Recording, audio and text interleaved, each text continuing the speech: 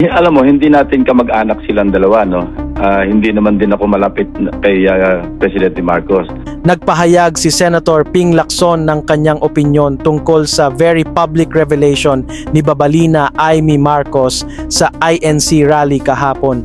Ayon kay Lacson, napaka-un-Filipino ang ginawa ni Babalina dahil hindi raw ito naaayon sa nakagisnang kultura ng pamilyang Pilipino na hindi inilalantad sa publiko ang internal family issues.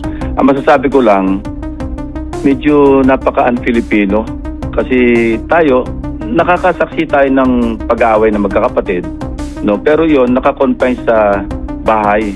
Kung hindi man, merong umahantong sa siraan behind the back, ano?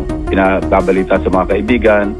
Pero yung magsalita ka sa harap ng 600 tao sa luneta, parang sa akin, hindi ka tanggap-tanggap bilang isang Pilipino. Hindi tayo ganyan mga Pilipino eh. Di ba tayo, maski pa paano, pagkakapamilya, mag-away man tayo, we keep it to ourselves. Yun lang aking masasabi. Maaalalang sa isang media report, sinubukan pa raw ni Lacson na ayusin ang gusot sa pagitan ng magkapatid, ngunit tila hindi ito nagtagumpay. Sinabi daw ni Lacson kay Amy na mahal siya ni PBBM bilang kapatid, ngunit hindi pa rin daw ito naging sapat upang maibsan ang tensyon. Politika, wala namang iba eh.